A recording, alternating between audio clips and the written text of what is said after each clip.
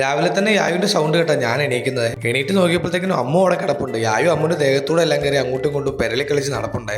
പിന്നെ കുറച്ചു നേരം യായു പുറത്തുള്ള കാഴ്ചകളൊക്കെ കണ്ടു നിന്നേ.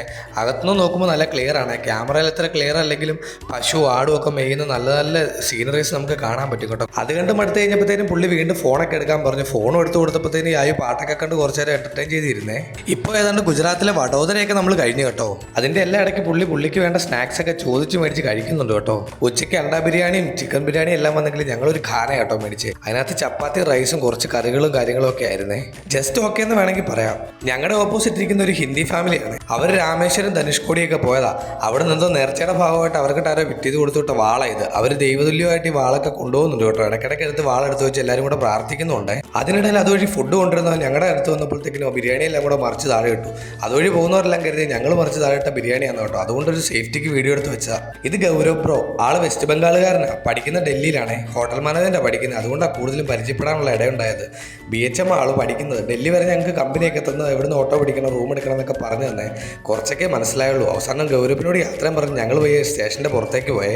എല്ലാ റെയിൽവേ സ്റ്റേഷനും ഏതാണ്ട് ഒരുപോലെ ആണെങ്കിലും ഡൽഹി, ഹസ്രത്ത് നിസാമുദ്ദീൻ എന്നൊക്കെ പറയുമ്പോൾ നമുക്കൊരു എക്സൈറ്റ്മെന്റ് ഉണ്ടല്ലോ. ഞങ്ങളതുപോലെ റെയിൽവേ സ്റ്റേഷനൊക്കെ ഇരുവശങ്ങൾ നോക്കി എക്സിറ്റ് എവിടെയെന്നൊക്കെ നോക്കി പയ്യെ അങ്ങ് നടക്കുമായിരുന്നേ. അതിനിടയ്ക്ക് അത് ഇവനെ കണ്ടേ, അകത്ത് വെച്ച് കണ്ടതാട്ടോ. ഡൽഹി നല്ല സൂപ്പർ റൂമുണ്ട്, അവൻ സെറ്റാക്കി തരാം, ഒട്ടും ക്യാഷ് കൊടുക്കണ്ടെന്നൊക്കെ പറഞ്ഞ് ഞങ്ങളെ കൂട്ടി വണ്ടിയെ കയറ്റിയതാണ്. പിന്നെ രാത്രി 10:45 കേട്ടോ ഇവിടെ എത്തിയപ്പോഴത്തേക്കിനും. അതുകൊണ്ട് ടെൻഷൻ ഉണ്ടായിരുന്നു. നമ്മുടെ മനസ്സിലുള്ള ഒരു ആദിയില്ലേ, അതുകൊണ്ട് ഞാൻ ഈ ഫോട്ടോയും വീഡിയോ ഒക്കെ എടുത്തിട്ട് ഫ്രണ്ടിനെ അയച്ചു കൊടുത്തു.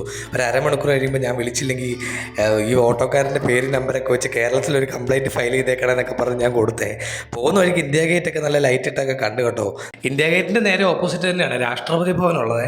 അകത്തോട്ടൊന്നും കയറാൻ പറ്റിയില്ലെങ്കിലും അവിടെയാണ് രാഷ്ട്രപതി ഭവൻ എന്നുള്ള ആ സാറ്റിസ്ഫാക്ഷൻ ഇല്ലേ, അതോടുകൂടി അതും കണ്ട് ഞങ്ങൾ നേരെ റൂമിലേക്ക് പോയേ. ഇവൻ്റെ ഈ ചിരി കണ്ടില്ലേ, ഇതൊരു കൊലച്ചിരിയാണ്. ഞങ്ങൾ രാത്രി 11 മണിക്കൊക്കെ എത്തിയത് കൊണ്ട് തന്നെ ഫാമിലി ആയിട്ട് വേറെ ഓപ്ഷൻ ഇല്ലെന്ന് പറഞ്ഞിട്ട് അവനൊരു നോർമൽ റൂമിന് അതിന് 2200 രൂപ കേട്ടോ റെന്റ് പറഞ്ഞത്. മറ്റു വഴികളൊന്നും ഇല്ലാത്തത് കൊണ്ട് തന്നെ അമ്മുവൊക്കെ നല്ല ടയേർഡായിരുന്നേ. പൊന്നും നല്ല ടയേർഡായിരുന്നു. അതുകൊണ്ട് തന്നെ 2200 ഞങ്ങളൊക്കെ പറഞ്ഞു. അങ്ങനെ ചെക്ക് ഇൻ ചെയ്ത് ഞങ്ങൾ നേരെ സ്റ്റാഫിൻ്റെ കൂടെ റൂമിൻ്റെ ഉള്ളിലേക്ക് കേട്ടു. ഇതാണ് നമുക്ക് കിട്ടിയ റൂം. ഒരു നോർമൽ റൂം, അതിനോടുകൂടി അറ്റാച്ച്ഡ് ഒരു ബാത്റൂം. വൃത്തി എന്നൊക്കെ പറഞ്ഞാൽ ജസ്റ്റ് ഓക്കെ എന്ന് വേണമെങ്കിൽ പറയാം, പക്ഷേ ഓക്കെ അല്ല. പിന്നെ ഇവിടെ മെനു കാർഡ് ഉണ്ട്. എല്ലാ ഐറ്റംസിനും 600-700 രൂപയൊക്കെ കേട്ടോ. 2 ദിവസം നിൽക്കേണ്ട ആവശ്യമുള്ളത് കൊണ്ട് തന്നെ നാളെ രാവിലെ ഈ റൂം ഷിഫ്റ്റ് ചെയ്യണം എന്നുള്ള പ്ലാനിങ്ങോടുകൂടി ഞങ്ങൾ കിടന്നു.